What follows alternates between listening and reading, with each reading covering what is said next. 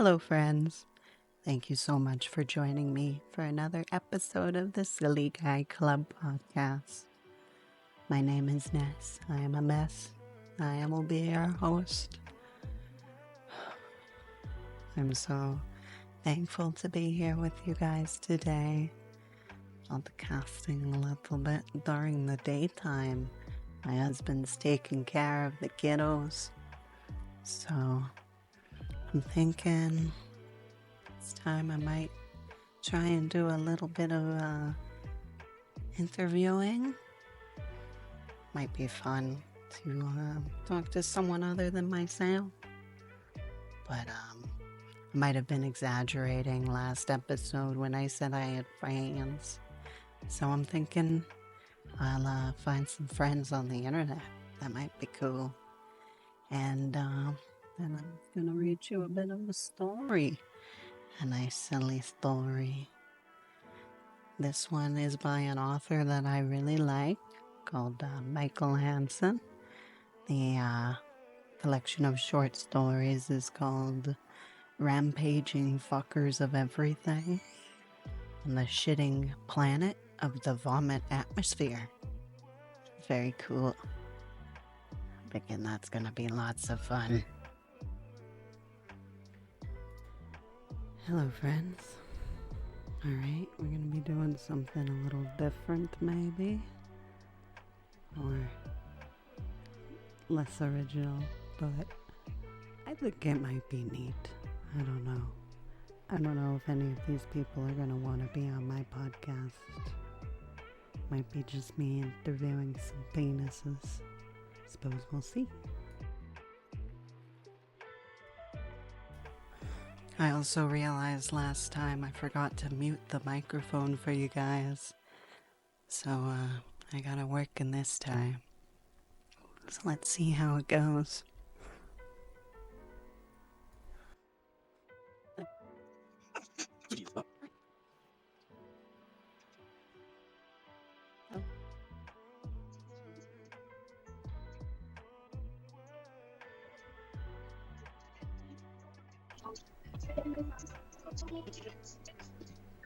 I'm doing a podcast. You want to be on my podcast?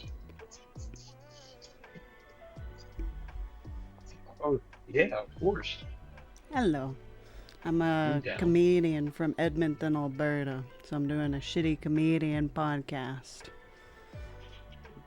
I'm flying out there on Tuesday. Pardon me? I'm flying out there on Tuesday. I'm going to see family. Oh, sick. In Edmonton. Nice. Yeah. Do you go for stand-up comedy? I love it. We have a big scene in my city, but I'm just starting to get into it, to be honest. Oh, sick. I honestly think Edmonton has a really great comedy scene as well. They have a cannabis-friendly comedy room, which I really enjoy performing in. I notice you're smoking, so it might be a fun place for you. It's called The Moon. You can find it on Instagram. Might be a cool place. And they also have an open mic. Pardon me? It's just shitty because like I'm flying in at midnight, so like, I can't do anything. I'm going to sleep basically. I get there. Oh yeah. How long are you staying? 2 weeks. Okay. Well, they do have a couple open mics, so it might be worth checking out. Yeah, I love that stuff, man. Like, especially if there's people smoking, it'd be so easy to kill in that room. Hell yeah. I love it. It's one of my favorite places. I'm going to be heading there tonight, actually. I get to perform tonight, which I'm very excited for the Sunday show. So there'll be lots of people. Yeah. But yeah, I really enjoy stand-up comedy. Have you been doing it for... Mostly, pussy jokes, the easy stuff. But, I still enjoy making people laugh, even if it's easy jokes. Oh, yeah. Yeah. I like the kind of jokes screamed at or they're going to start laughing. I love that stuff. Hell yeah. I think you'd enjoy the moon. Like, I went to this room that a friend of mine's friend was performing at. His name's Cole. He does like stand up, and Mm-hmm. he's he's really hilarious. But there was this woman. She was headlining, and nobody was laughing. But honestly, her jokes were really hilarious. Just like one thing I didn't like was she was a black woman, so like a lot of it was just like low hanging jokes about white people in a room full of white people. Yeah. So like I thought some of them were really funny. Like she talked about being celibate for like a couple of years and like having a crazy bush. I thought that was hilarious. Hell yeah. It's fun when you really have to watch the comedian work for it. Oh yeah, it's especially like this room. It's mostly people that's like, oh, something fun to do. They don't like comedy, so Yeah. That can be uh, one of the hardest. Hell yeah. so yeah, check it out though, because they have like a whole bunch of clips. One of my family friends, Manolis, he's been doing comedy for a long time. He was on Just for Laughs a couple times. He's Hell really yeah. funny. I'll have to check him out. He's on Instagram and stuff. Yeah, he has this bit he did, at least like he did at like the open mic about taking mushrooms in like third grade. Oh, damn. That's scary. He's a cool dude though. My mom, she looked after his dad in the hospital, so they became like friends. Sick. How do you spell his name? Manolis, and then it's like Kellis, I think. Like Kellis.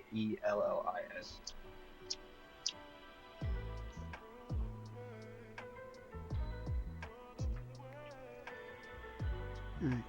Sorry, I'm dyslexic. It's taking me a minute. You're okay, man. My little brother is too. He's got dyslexia, but he's really smart. So it's really cool to see like how he figures stuff out when he wants to like learn something. He's got to work twice as hard. Hell yeah. I like that way of looking at it. That's very nice. Thank you.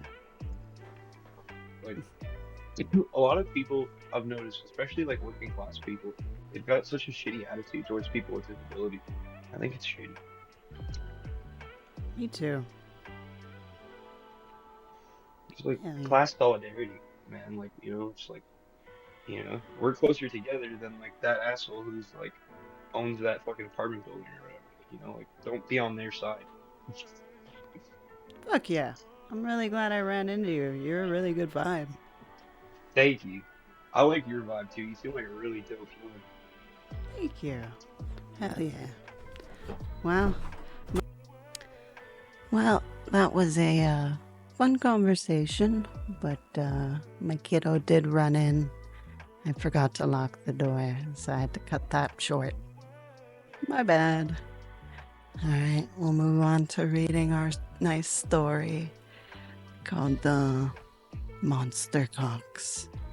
You may hear my kiddos in the background, but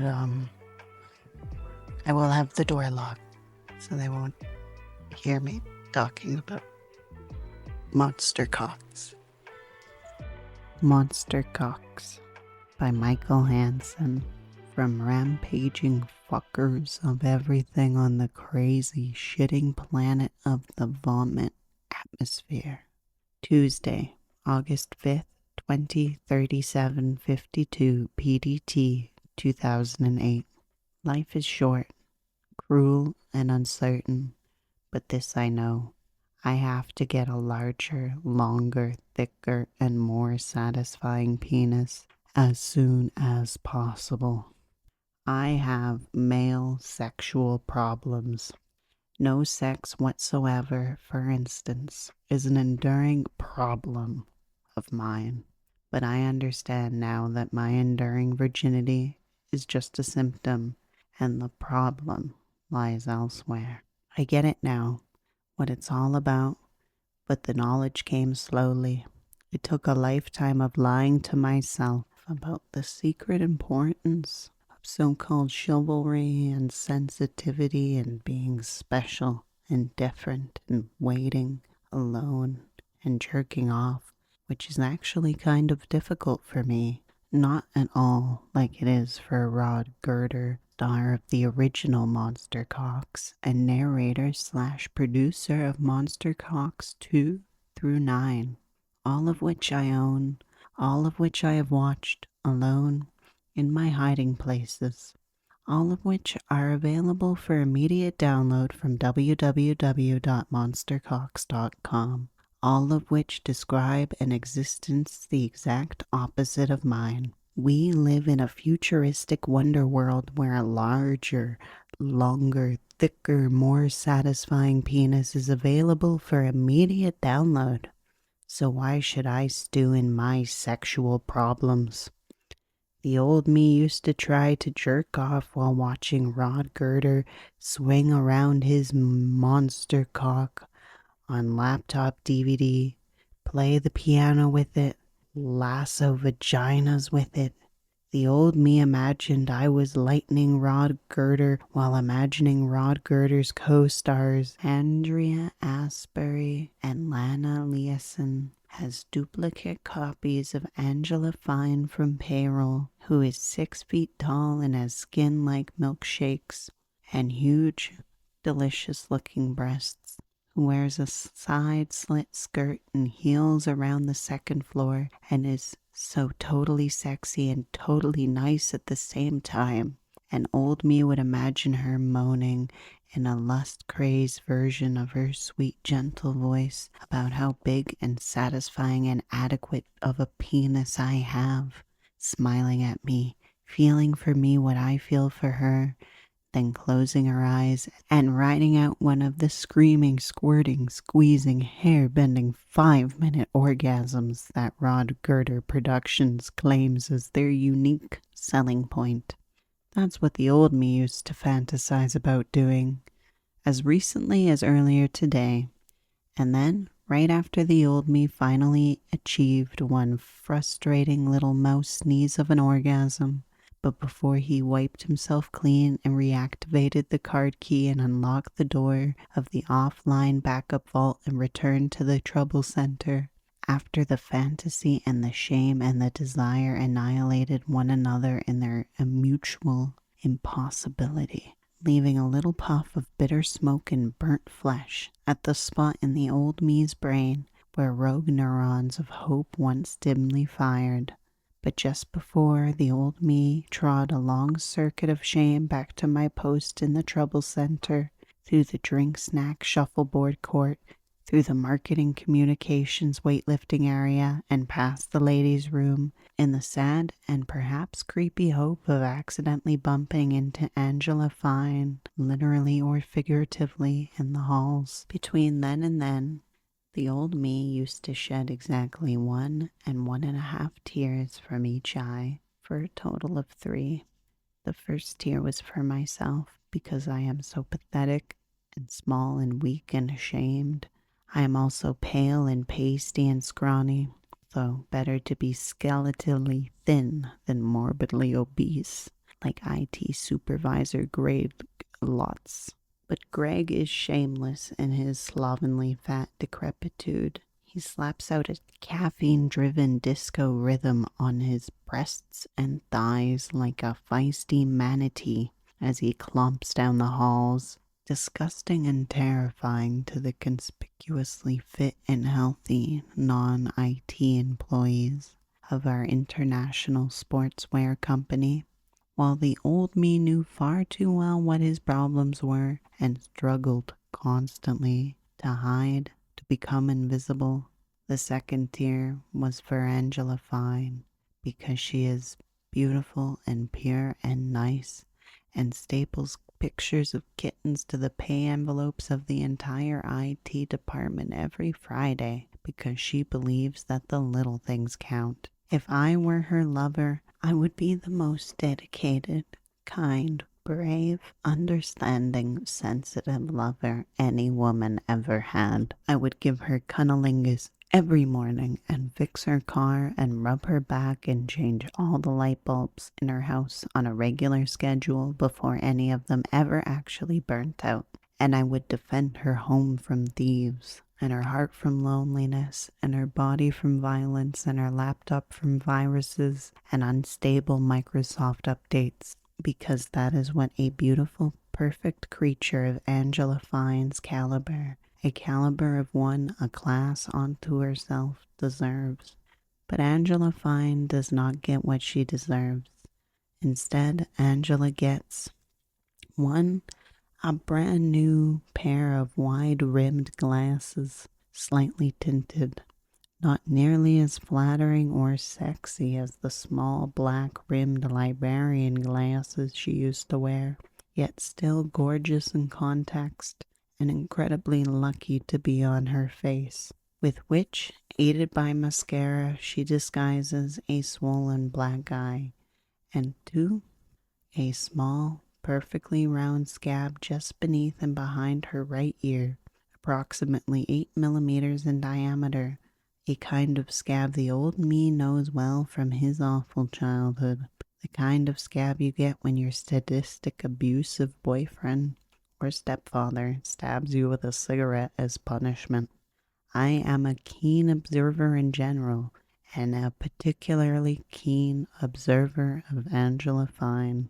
The third tier is for my penis, with its Peter Pan-like immunity to puberty, my withered disappointment, my runty pig, my tragic appendage, my third thumb, my problem. It's late, after a relatively mild day of trouble in the trouble center.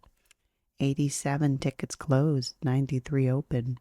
My coworkers have gone home to their medium and large size homes, to relationships based on mutual adequacy, and I have come here to my secret sanctum in retired Hardware 5, next to the loading dock, across from the lacrosse field. Retired Hardware 5 is the mausoleum where we honor and dispose of our formerly beloved equipment that we could not live without until it was superseded by the even better equipment of the ever-enroaching digital future, racked up on the walls all around me, lights unblinking, are 714 still hard disks that will never again spin, 220 dark monitors that will never again glow, 11,071 unplugged male and female ports, DB9, DB25, RJ45, 13W3, IEC, IDE, HPPI that will never again feel the satisfying hookup of the cable ends they were born to mate with. Many of them never even got the chance. Dead virgins, gone to waste. Spread before me on an empty server rack are the cardboard boxes I've downloaded, containing the crystallized essences of the new me, the packets, the bottles, the instructions, the testimonials, and the solutions to my male sexual problems. The first cardboard box was shipped priority 3-day from the Cayman Islands by UPS. Inside, nestled in fresh, squeaky styrofoam peanuts, is a white plastic bottle of yellow pills labeled Enhancement Placebo Formula in a font that is discreet yet medically suggestive. This is Megadick, a proven herbal formula which complements the human growth hormone secreted by my pituitary gland. If I even have a pituitary gland, my glands are a lifelong disappointment. Dosage instructions are not included. I take 3 and wash them down with Diet Fresca.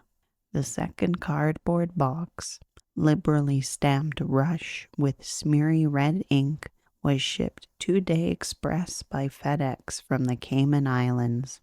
Inside, another small plastic bottle, very similar to the first, maybe even identical, containing similar yellow pills, but with a different label on the bottle. Actually, only a slightly different label, but only just different enough for me to recognize it as a completely different male enhancement technology altogether. Extra huge plus plus. A naturally occurring erectile tissue conditioner from Korea. Apparently, they have huge dicks in Korea, dicks bigger than their necks. Rod Girder did a special segment about Korean dicks and monster cocks worldwide. Rod Girder endorses Extra Huge Plus Plus, as does his sometimes co-star Mitch Moorcock. The included instructions in broken English, accompanied by a gratuitous close-up of some extremely large veiny penises entering the mouths of startled women, are clear. Dosage 1 capsule per daily. I take 3 capsules and wash them down with Diet Fresca. My problems are immediate and severe. The internet knows all, and the internet provides. Without eBay, I would have no polyvinyl anime figurines. Without Google, I'd know nothing of Rod Girder or the Monster Cock cinematic cycle, or how to fix and deploy the complicated IT systems that our IT department must deploy and fix. And the internet, in its kindness and wisdom, has been trying for years to grant me a larger, longer, thicker, and more satisfying penis. But the old me wasn't ready. The old me fought the truth. The old me blocked and deleted those unsolicited offers before they hit my inbox. The old me, afraid of the truth, afraid to be free, afraid to be loved, employed an ever-evolving arsenal of anti-penis enlargement tools, blacklists, gray lists, SPF and MX records, honeypots, carefully honed list of keywords like Viagra and sexual and turbidity, ASCII insinuations of unspeakable acts, unspeakable because they never happened to me, so why speak of them? The old me engineered and deployed the best of class mail filtration system to purify the inbound and outbound ones and zeros of our international sportswear company network, to stem the rising tide of internet sewage, realistic Rolex replicas, anonymous investment opportunities, cut rate Canadian Cialis, weight loss miracles, eternal youth, ultimate fighting power, and a million other excellent improvements to the sad, lonely life of the unloved systems administrator.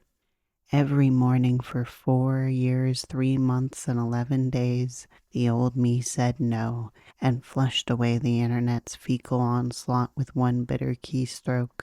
But today the new me said yes.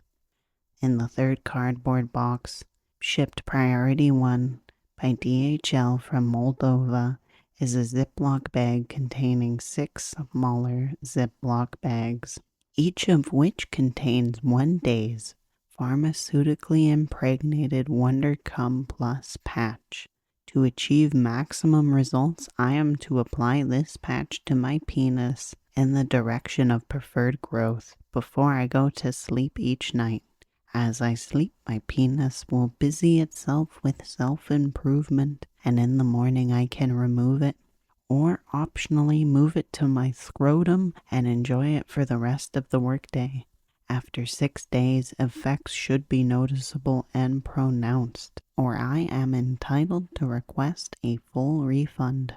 Oh, to be noticeable. Oh, to be pronounced. Oh, for Angela Fine to gaze upon me, not just in the chaste way she gazes upon kittens, hamsters, injured birds, and members of the IT department, but in the hot, hungry, confused, and ashamed way she gazes at the groin of the asshole who beats her. That asshole with the monster cock, who she loves instead of me, who beats her. The old me denied an inescapable ultimate human truth. The penis is the source of all male excellence. Strength, vigor, determination, chest hair, and charisma flow outward from this central organ. Yes, it suppresses brain function somewhat, but I don't care. Until I have a larger, longer, thicker, and more satisfying penis, My love is useless torture. Angela Fine, perfect as she is, has female sexual problems. She needs, craves, and dare I say deserves a large, long, thick, and satisfying penis.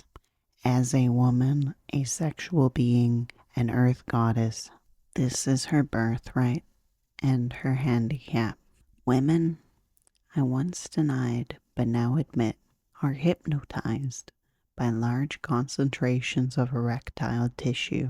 They are drawn to them like moths to a light bulb. To ask otherwise of Angela would be to misunderstand her beauty, and yet Angela's needs are so very extreme that they could destroy her, because the most satisfying penis she has found, the penis whose orbit she is powerless to exit, is mounted halfway down an abusive, mullet-wearing, coke-dealing, Camaro-driving piece of Nazi surf trash. A man so dumb his name is actually Rock. A man so stupid and so evil that given the great gift that is adoration and attention and body and sweet love of Angela Fine, what does he do with it? He beats her. But I swear with my hand upon the collected RFCs of the Internet Engineering Task Force that I will grow a better penis for Angela, a perfect love penis of supernatural strength. And when I'm coaxed forth from the desert of my loins, this artificially irrigated wonder genital, I will present it to her as a gift, a human flower, a symbol and a token of my pure, undying, laser-like love. Peering into my underpants, I apply 2 Wonder Cum Plus patches from the box number 3 to my miserable third thumb, one lengthwise and one across. Together they envelop it completely like a tiny tennis ball. Box number 3 mocks me. Bring me box number 4. I'm not stupid. I know what placebo means. I have taken 6 pills and applied 2 patches, and I don't feel any larger or any more satisfying. Boxes 1 through 3 are garbage, rip-offs, trash. These patches on my penis offer only nicotine. I know this because the same internet that gave them to me also gave me the largest, longest running, and most satisfying online forum for the internet penis enlargement community, cocksmiths.com. Cocksmiths.com readers have tested Megadick and found no measurable enlargement. Wondercum, while causing some swelling of the testicles, produced less than 4 millimeters of increased manhood on average. Well, within statistical fluctuations. The jury's still out on extra huge plus plus, a mixture of ephedra and horse semen, but early results are not promising. The old me spent perfectly good PayPal on this snake oil, knowing it was snake oil, for the same reason the rest of cocksmiths.com readers did. We're all extremely desperate. There's no oil we won't rub on our sad little snakes. But that was the old me. Inside box number 4 lies the new me, waiting to uncoil and inflate. Box number 4 holds a new treatment. New like yesterday, bleeding edge, but very promising indeed. So promising, in fact, that this week the cocksmiths.com online forums are shuddering from the shock of the new, crumbling under gigabits of enthusiastic testimonial traffic and startling photographic evidence of the results from this new and promising treatment. The site has been knocked offline 3 times this week. They're soliciting donations to pay for the added bandwidth consumed by the high-res, unretouched before and after evidence. No one's sure what it is, or even where it comes from, but they're calling it the miracle we've waited for. They're calling it the cure. They're saying it hurts. I don't care. Open the box, peer inside. No pills, no patches, no suction pumps. It's a device, a sort of gun, Steel and beige plastic with a duckbill maw on one end and a pistol grip on the other, plus a 10th generation photocopy of a single illustration of the device in use. The device doesn't even have a name as such.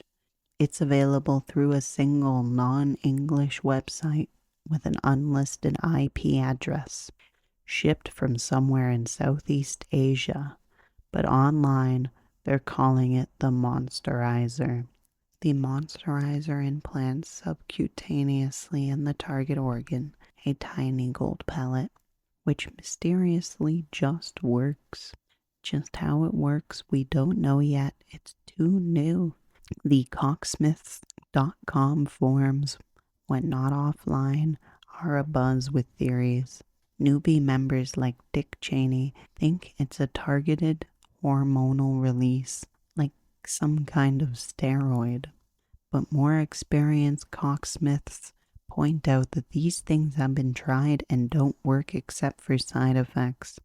Highly respected member Goldenrod 13 and some other old-timers have proposed it's a chip RFID style, talking to the penis and organizing its growth based on something they do in Iraq with limbs, they say. Technology, and like all good technology, how it works doesn't matter unless it's broken. I don't need to know. It works by stimulation, magnetism, voodoo, I don't care. I peel back the patches, free up a parcel of my little peninsula, pinch as much flesh as I can grip with the spring-loaded tongs, close my eyes, pull the trigger. Yes, it hurts. Wednesday, August 6th, 11:10:05 PDT 2008. Today is the first day of the rest of my penis. It's amazing, impossible, miraculous, uncomfortable. It's like painful swelling, basically. I'm running a slight fever and I itch like crazy. But user Goldenrod13 said the first day was like this for him. The first new day. User Small Paul said the same thing. I've seen pictures of their dicks, so I know I can trust them. The Trouble Center is knee-deep in the following trouble this morning. Aggravating wad slap breakdown in Zhengzhou office kills Trans-Pacific Virtual Private Network. Delays final selection of Malaysian footwear shipments a scant 2 hours before some arbitrarily predetermined summer fulfillment cutoff moment. Zhengzhou's office's hot spare wad slap is mysteriously absent. Probably embezzled. Upper midwear sportswear management shit their sportswear.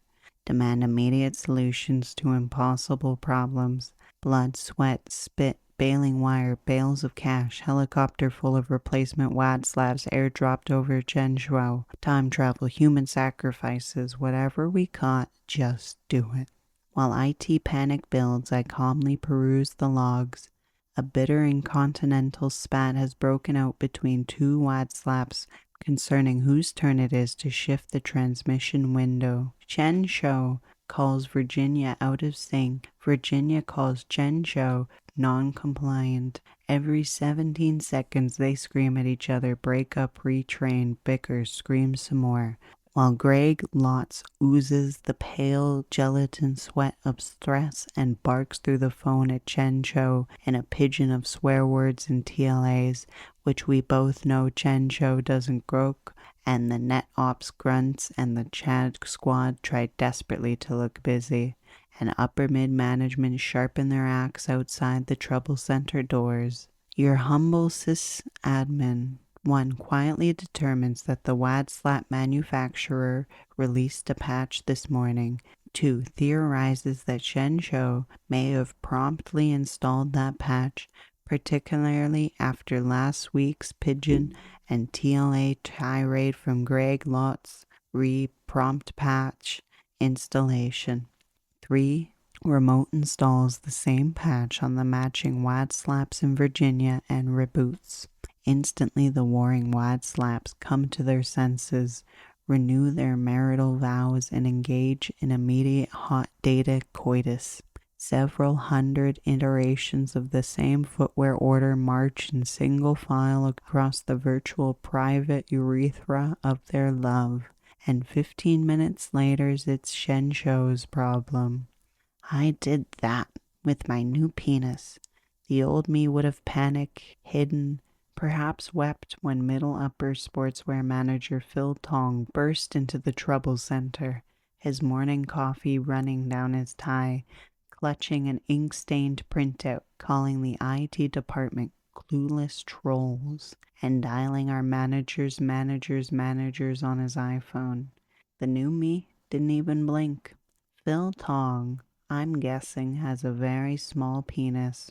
Not as small as mine, but smaller than most. I know this because I know what kind of pornography he downloads.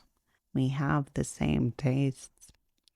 Phil Tong is always bitching about the IT department, decrying the competence in IT, demanding IT's head on mid-upper sportswear management platters. He needs to feel large, larger than someone else. IT fills that role for him.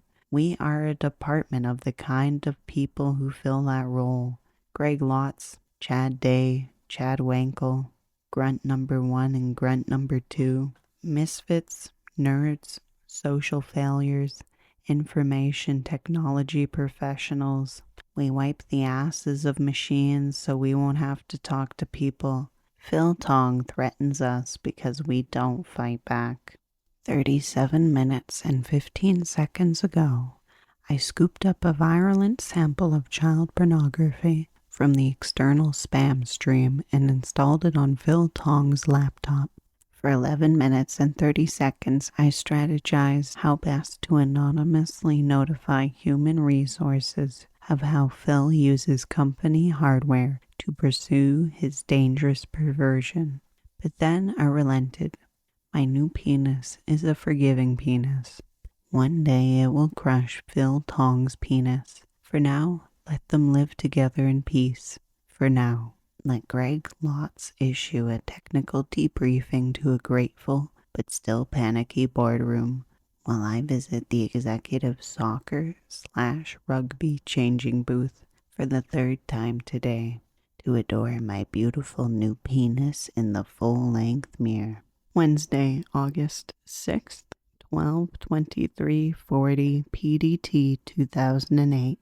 Hello, little monster. I swear you're bigger than you were 2 hours ago.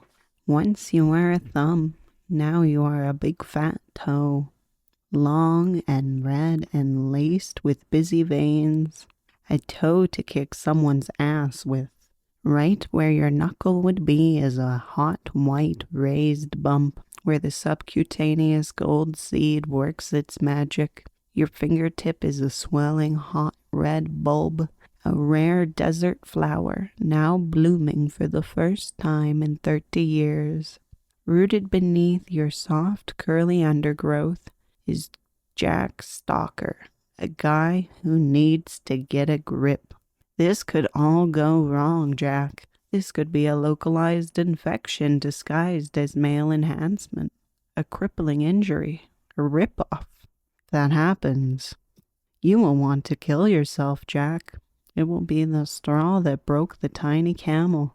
Only, if that happens, you won't have the nerve, because then the old me will be back, and he'll just dig a sub-basement in the basement of his soul, carry his things downstairs, and cry a few more tears. Only I can kill the old me.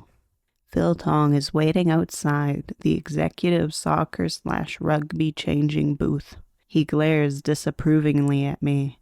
I know, and he knows, that booth is reserved for executive changing. But he knows, and I know, that sysadmins are everywhere always. Scurrying underfoot or suspended overhead, pulling wires, testing hookups, installing repeaters and base stations and HVAC and AC and whatever other technologies necessary for executive changing in the digital age.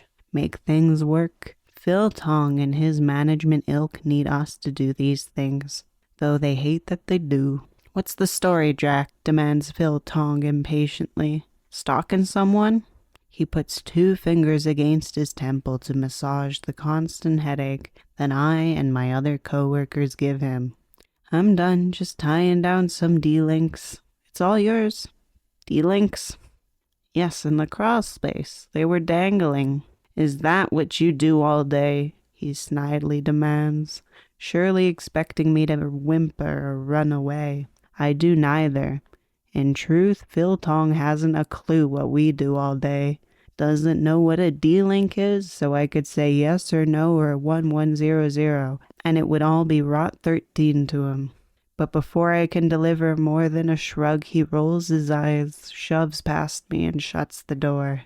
I see he brought along his laptop. I don't think he's here for soccer/rugby. Wednesday, August 6th, 2015, 40 PDT 2008. I wasn't even trying to bump into Angela today. I wouldn't have been holding a Diet Fresca, obviously, if I'd been trying to bump into her. I've been preoccupied, busy. I was on my way to kick the printer and receivables. Every day before 1600 PDT, it must be quicked squarely in the side for historical reasons. And it was 1542 PDT already, and I had lost track of time in the cocksmiths.com chat room, exchanging my first excited reports with a group of disbelieving noobs who called me a bullshitter and demanded photographs of my penis in a way that I found slightly invasive. And then actually receiving a private chat request from Goldenrod 13 himself at 1557 PDT, which is, in the context of cocksmiths.com, kind of a big deal. When suddenly my phone buzzed to remind me that it had buzzed twice earlier to remind me to kick the printer and receivables before 1600 PDT, and it was already 1558 PDT. So I switched my chat mode from available, icon large erect penis with a bow tie, to be right back, icon droopy penis next to a cigarette, and headed towards receivables in a trot. Passing the drink, snack, shuffleboard court, I felt thirsty, dry, and hot, as I felt all day, so I grabbed a quick Diet Fresca as my phone buzzed a more insistent, throbbing vibration to inform me that it was already 1600 PDT and I had better move it.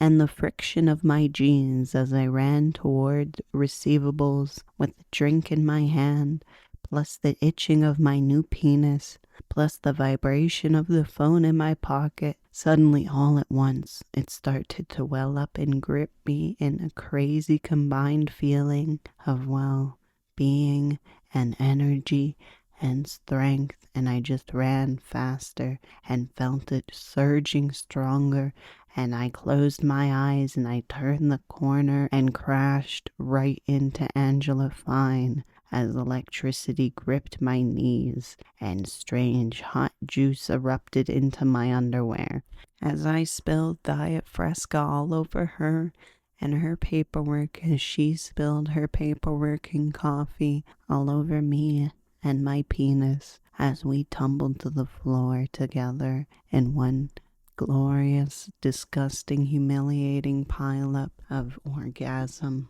and shame. And then up out of the ashes of yesterday rose the old me, supplicant and sniveling. Oh God, I'm such a stupid nothing. Oh God, Angela Fine thinks I'm such a loser. God, her hair smells like a beautiful ripe peach. Oh God, she's staring at me. Oh God, that is some extremely hot, painful coffee. Don't look at my crotch. No, please look. I can see her bra. I'm a pervert. It's pink. I'm an idiot.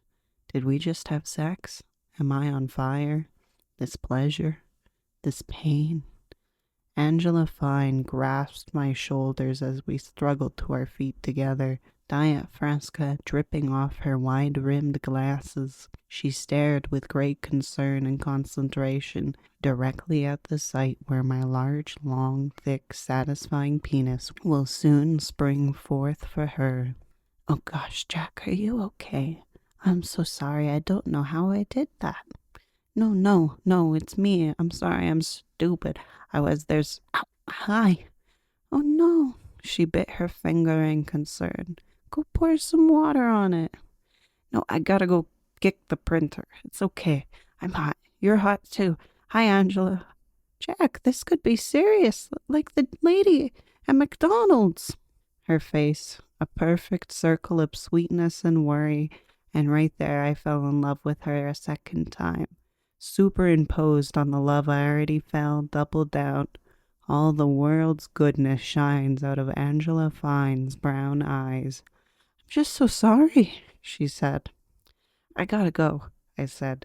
Will you talk to me some more when I'm not burning? Jack, please be okay. Going. Sorry, bye. And then the old me hauled ass right out of there, ran all the way back to Retired Hardware 5 in shame, and disrobed to find my poor, guilty-looking new penis, head hung low, bashfully awaiting punishment, like a little pot-bellied piglet who's wet the carpet. I cradled it in my hand, warm, soft, pulsing with the beat of my own heart, a naked mole rat caught above ground, defenseless and confused. How could I stay angry at that precious little life, staring at me with its hamster eye trembling in shame? My own penis, fruit of my loins. I used to hate you. Will you forgive me? Can we start over? I decided then and there to call it Lassie. I changed into my other pair of pants, dirty but at least not sticky, and walked jauntily back to Building 1, mentally reliving that anxious, intoxicating moment over and over, that hot instant of the smell of her and the heat from inside me, inside Lassie, the aroma of Diet Fresca and coffee and photocopies and Angela Fine staring at my crotch. It makes my knees weak even now just thinking of it. Oh, Angela. Then I returned to the trouble center with my head in a cloud of Trojan condom advertisements and caught hell from Greg Lots passing along the hell he caught from receivables for not having kicked the printer. Therefore, now it is 2043 PDT, and Lassie and I are on mouth end, tape swap duty in Ice Station Zebra, the climatized server room in Building 6 as punishment, subbing for Net Ops Grunt number 1 so he can do something at 8. The rest of IT has gone home. Wrapped in the official IT parka for this room, I pull a backup tape out of the jukebox, hand label it with an anti-static pen, and plunge a fresh tape into the open slot of the Zepnik's tape carousel, slowly, gently, lovingly. I do that 144 times, and each time the tape transport swallows my offering, I think of Angela. The second seed is planted. Goldenrod 13 says I must be careful. He says there is such a thing as too much. For him, that may be true, but my problems are immediate and severe. The old me must die so that Lassie can live. Thursday, August 7th, 9:08:07 PDT 2008. Yes. This is the most amazing thing that has ever happened to me. This is better than every Rod Girder film combined. And it's real. Lassie woke me up this morning squirming, tapping, wriggling me awake. He's already 5 1/32 inches long and almost 4 3/4 inches in circumference. That's literally twice as long as he was 2 days ago. At this growth rate, my penis will be 10 inches long in 3 more days. After that, I don't know. That would be more than enough to show Angela. This, frankly, is already more than I've ever dreamed of. The Monsterizer is real. It works. Sorry I ever doubted you, Monsterizer. Lassie, I love you. Lassie's burning has subsided, although the itching remains severe. I can touch him now. In fact, I can't stop touching him. He really is like a rambunctious puppy, so excited and full of energy. This is what a penis is supposed to feel like. Finally, we are together, a boy and his penis, exploring the world. I've been showing Lassie new places all day. A loaf of bread? Soft, crumbly. A jar of peanut butter? Exciting, messy. A cup of Diet Fresca? Cold, sticky. The hot swappable drive of a Hewlett Packard RL3000 information server? Shocking. So many places exist for a penis to go if that penis is just long enough to reach. A beautiful new world of crevices and caverns. The Monsterizer, I predict, will change human civilization forever. Computers are nothing compared to this. Rural electrification, running water, and sliced bread are nothing. I declare small penis is extinct. Nobody with a credit card and internet access need ever experience smallness or inadequacy again. All men shall be giants. A new era of peace and genital pride dawns worldwide as we put aside our petty squabbles, shed our insecurity, and hump our way to global understanding. I'm awed to participate in this pivotal moment in human evolution. An early settler on a rich new continent forested with large, long, thick, satisfying penises. Lassie yearns to run free. Every time I pass a female employee in the halls, Lassie twitches at his leash. Young, old, married, fat, Lassie doesn't care. What a nut. It's a big responsibility, raising a monster cock, teaching it right from wrong. Women have no idea. Or maybe that's not true. One visual merchandiser, a red-headed old woman named Wendy, brushed past me in the hall of sports heroes and photocopying, and Lassie nearly jumped out and bit her. And she looked, I saw her look, and I think I saw her smile. Thursday, August 7th, 1944-23, PDT 2008. Today the trouble center was hip deep in the following kinds of trouble. The East Coast is seized with mass hysteria due to a wave of unexplained killings. Virginia state sheriffs are soliciting tips from the internet. The internet is flooding their online tip server with tips. And by sad coincidence, our Virginia BGP box is co-located not only with their tip server, but also with a major CNN.com news mirror. Ergo, the fiber into the colo is horse-bagged by hysterical suburbanites thinking on their mailmen. And only a sputtery dribble of ones and zeros remain for the other colo residents, including our international sportswear company's newly launched yoga and breakdance wear online store for single urban mothers. Ergo, urban sports product manager Phil Tong is livid.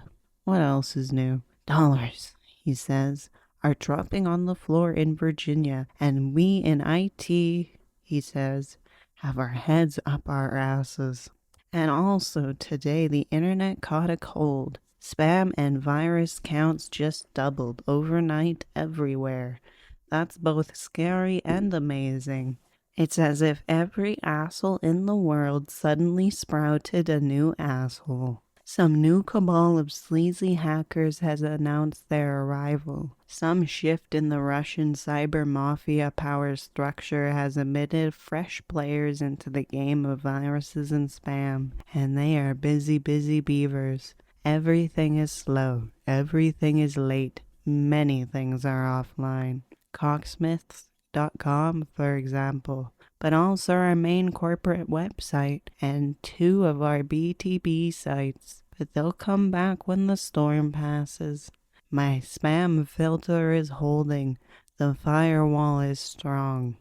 And also, the Hewlett-Packard RL3000 information server is down. Information receiving is hot for information, but information services can't get it up. Information receiving demands a vendor tech on site within the hour, and I don't think I want to be around when he gets here.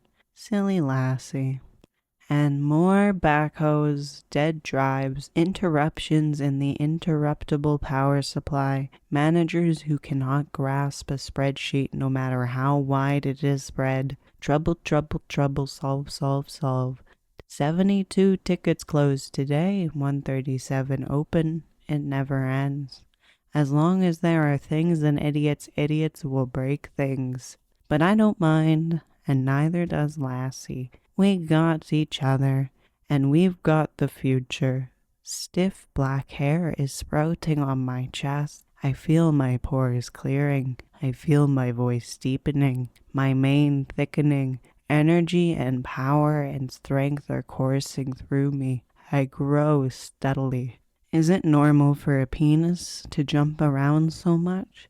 Lassie is so enthusiastic. It reminds me of a time when I was little, visiting my cousin Sam in Eau Claire, Wisconsin, where Sam's pet ferret, Mr. Bonzo, climbed up my leg and ran around in my pants. That's what I keep mistaking this for whenever Lassie starts twitching like this. Mr. Bonzo the ferret bit my penis, and if he tried that today, he'd have a fight on his hands. You have Mr. Bonzo outclassed, don't you, Lassie, you little monster? Tonight in my secret sanctum, surrounded by my polyvinyl figurine collection and my Xbox and my movies, Lassie and I are posing for photographs to show all our friends at cocksmiths.com what we're up to. 6 inches. That's an inch longer than this morning. And as I struggle with lightning and focus and finding the right pile of decommissioned hardware to bring the camera to Loin height, I am posing in my mind, not for the obnoxious naysaying, possibly gay noobs on the forum, but for my princess, my perfect love, Angela, Angela, Angela Fine. Lassie and I will make you mine. Friday, August 8th. 8:09:10 PDT 2008. Angela, Angela, Angela Fine. Lassie and I will hunt down the abusive, bad news cokehead surf Nazi who dares to call you sweet cheeks and shove his own cock down his throat. Why do you go back to him, Angela? Why do you allow him to debase you? Is a larger, longer, thicker, more satisfying penis really worth the pain? I am a keen observer of you, Angela. From my window in the trouble center, I observe you in the field of dreams, and parking this morning, dropped off by your concerned girlfriend Estrella after a brief but tender hug, and I observed you limping just slightly, with your head hung low and your tender hand touching the tender spot on your side as you limped through the entrance and onto your second-floor desk, there to staple pictures of kittens to our pain envelopes in pain and draw smiley faces on our Friday party notices in pain and brighten our workplace with a smile that hides your pain, fury, aggression, black feelings the old me and his 3 thumbs never knew are pumping through the new me like hot poison. Lassie turned 9 today, incidentally. 9 inches of seething hatred for that bastard asshole who's named after the Earth's stupidest material. Lassie's 2 white eyes squint angrily when I take him out for lotion. His happy-go-lucky personality is gone. Today, Angela. Today, Lassie wants blood. Friday, August 8th, 8:09:10 PDT 2008. Today, the Trouble Center weathered the following shitstorm of trouble. General, utter, total breakdown of everything, internet-y and or located on the entire East Coast. All last night, heaping boatloads of spam throttled everybody, particularly, interestingly, yet unfortunately including some newly deployed Con Ed electricity futures trading bullshit system, triggering a truly stupid and preventable overdelivery of megawatts at major crossover points in the eastern seaboard's electrical grids, and boom, PCB-laden shrapnel rains down from telephone poles all up and down the East Coast. Blackout. 3 of the 4 major internet handshake centers go dark just like that. Their redundant power is up, but the telcos that feed them are down. Gaping holes in BlackBerry coverage so upper management can't even call to complain. All because of spam. Plus killers run loose in the streets, uncaught still. Meanwhile, here on the West Coast, overloads, undersupplies, and an onslaught of refugee data from Virginia. Everything distributed must now be consolidated here. Ice Station Zebra is close to boiling. Meanwhile, here on the West Coast, overloads, undersupplies, and an onslaught of refugee data from Virginia. Everything distributed must now be consolidated here. Ice Station Zebra is close to boiling, and business-crazed couriers fresh from private jets keep bursting in here demanding uploads to Shenzhou. Shenzhou claims everything is fine, but nobody believes them. Tickets and tickets and tickets of trouble flutter down from on high. Greg Lotz exudes the odor of the damned, and dutifully conveys to us the screaming babble of a terrified upper management. The Chad Squad builds up emergency flotation devices from hot spares as Grunt 1 and 2 jury-rig a refugee data center in the Footwear History Library as I reroute configurations and reconfigure routers until my fingers are numb. And suddenly, I remember that none of this compares to you. Meanwhile, the rest of the company decided it was time for Friday party. That is where I found you, Angela Fine, by the outdoor bungee and picnic tower where our international sportswear company division throws itself the same party every 14 days. The mood was nervous, habitual, bleakly festive. Sportswear professionals picked at high-fiber hors d'oeuvres or dangled tentatively from the bungee mesa or warded off the shock of the crazy news with light beer and cheap jokes. You sat alone on a bench, smiling absently, staring out into the parking lot with a look on your face that even I, keen observer, could not fathom. You nibbled on a carrot stick in a way that ties lassie into knots, and twisted fretfully at the cap of your non-twist cap beer. I opened that beer for you, Angela, with my trusty pocket tool, as I would open for you all beers, all boxes, all bags of chips, all cartons of milk, all doors, all windows, my savings account, my checking account, my mint condition polyvinyl anime figurines, my heart, my soul, the fly of my trousers, everything I have for you. If you would just let me. I opened your beer and handed it to you and spoke my most heroic word. Fixed. Oh, Jack, was your 3-word reply before the horrible noise, the wretched bastard cancellation of all other sounds. The primal metallic grunt of the oversized air horn of the rectal black Camaro of the square-headed, cop-mustached, muscle t-shirt wearing surf Nazi coke dealer who beats you, who honks at you from the field of dreams and parking lots, and beats you, who yells, "Hey, sweet cheeks, let's move it, huh?" and honks his horn at you again, honks his horn at you in front of your entire department, and who also, let us not forget, beats you. I observed you keenly. I watched your mind parse his dial tone in discrete procedural steps. If A, Angela, then B, boyfriend, then bracket C A C Ruli T C Amaro bracket. Have a nice weekend, Jack, are the other 5 things you said to me in your desperately cheerful voice as you gathered up your purse and put down your beer and walked out into the parking lot of your ongoing abuse and boarded the muscle car of your destruction. I screamed, but you didn't hear me. You heard tires and squealing and jock rock blaring from the stereo. I threw the rest of your beer at that Camaro, but you didn't see the foamy broken glass. It didn't reach you. I throw like a girl. I tried to chase you, but was restrained by the Chad squad. Jack, Jack, hey Jack, whoa, Jack, don't crash.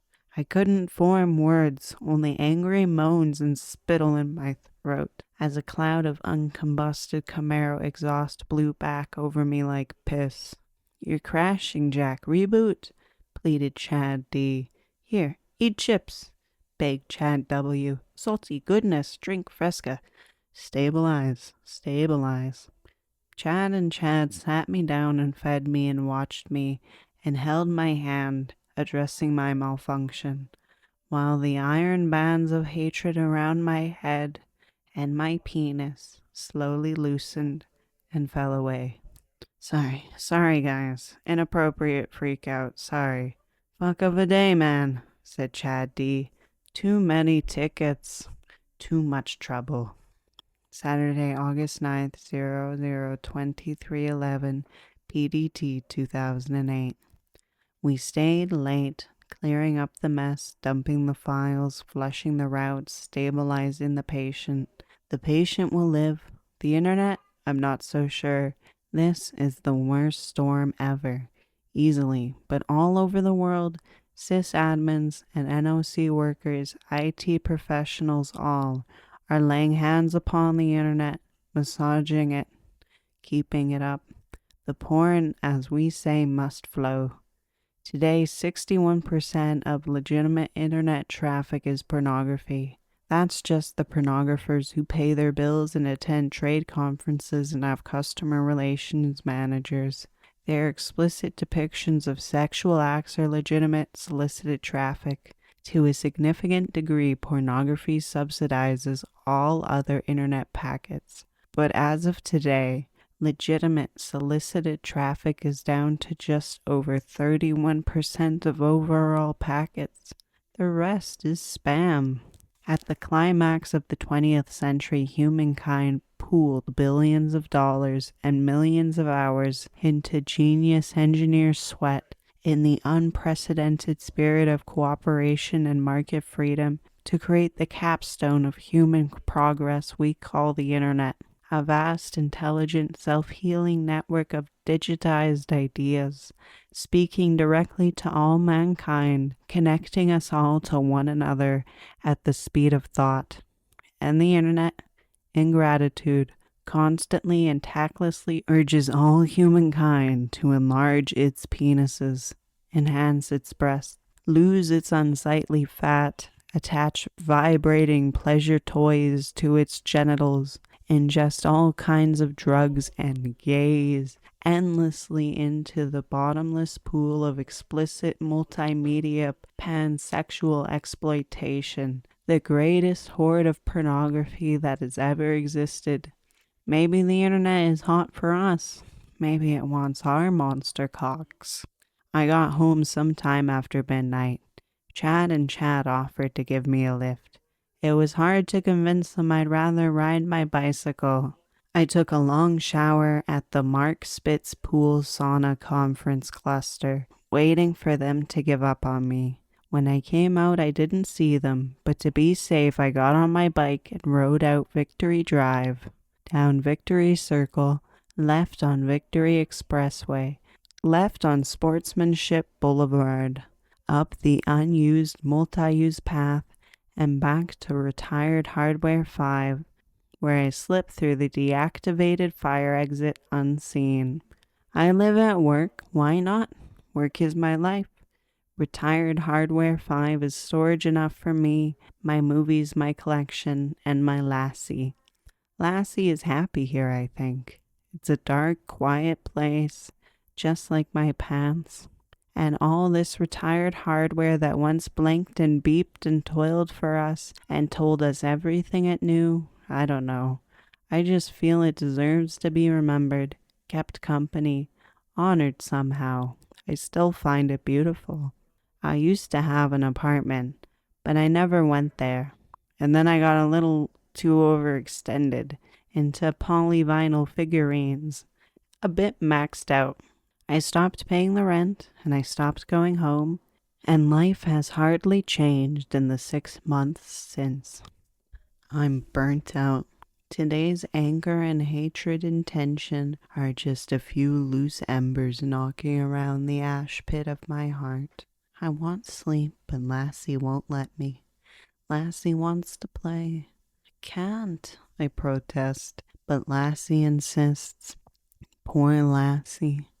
Okay, I haven't watched Monster Cock 6 in a while. I queue up the DVD in my trusty lapmate, stretch out in my squeaky styrofoam peanut bag bed, and release my pet from his cage.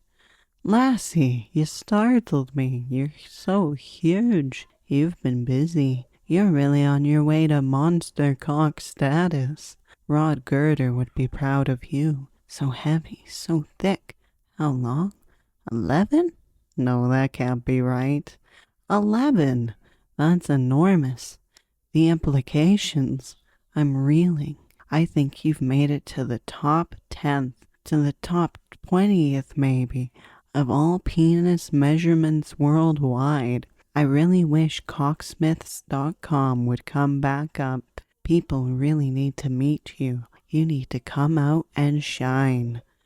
Menu screen, flying logos, credits fade in. I'm Rod Girder, welcome to my world.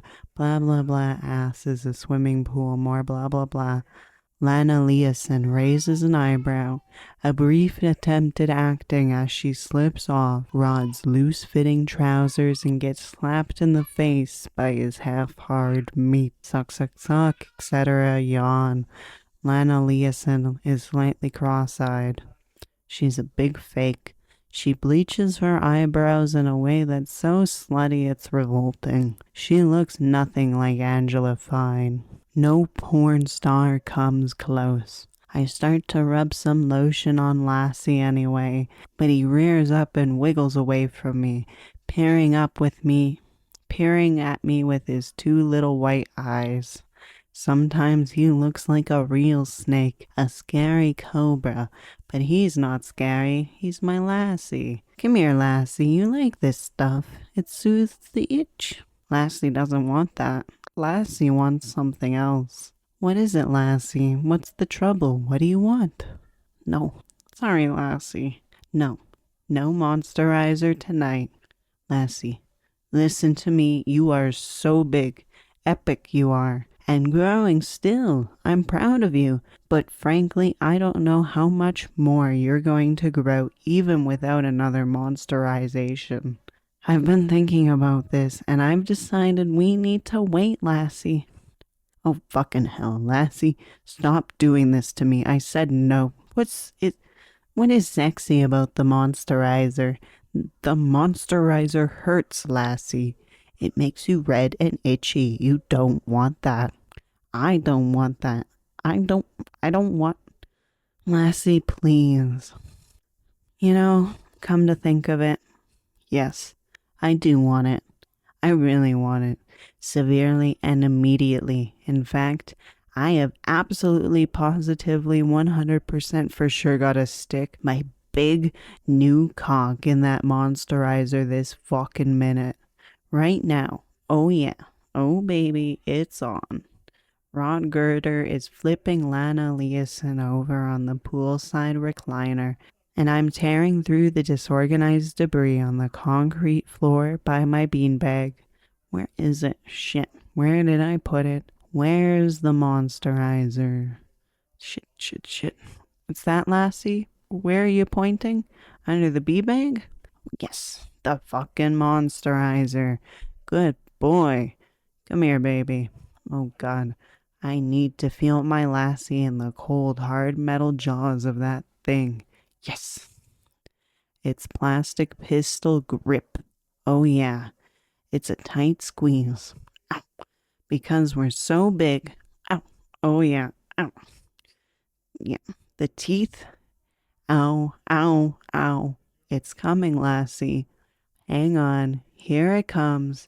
Now. I pull the trigger and the monsterizer sinks its fangs deep into Lassie's neck. And all at once, cuntfuls, assfuls, mouthfuls, Angelafuls of semen come screaming out of me, my testicles shuddering, my ass kicking space, Lassie spitting and spitting semen in giant arcs across the room, pink semen all over my lapmate, my beanbag, my polyvinyl figurines, my Xbox, everything covered in pink semen. Fuck. Come on, Lassie, come on. Lassie writhes, twitches, and spits. Fuck. My spine, my feet, my mind. Still coming, still pumping. Yards of semen, quarts of semen, pints of red semen.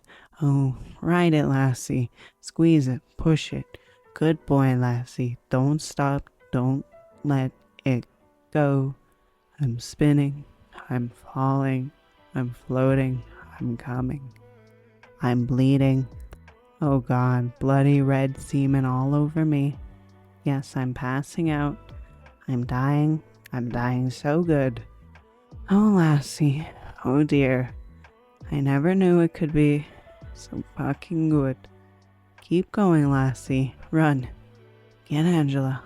Get help. All right, friends. That is not the end of the story. That is about halfway through. But the story was a bit longer than I expected. A little bit of a monster story. A monster. But I'll come back next week hopefully and read the rest for you guys. So thank you again for listening. And always remember, you are kind, you are smart, you are passionate, and you have a great heart. All right, bye.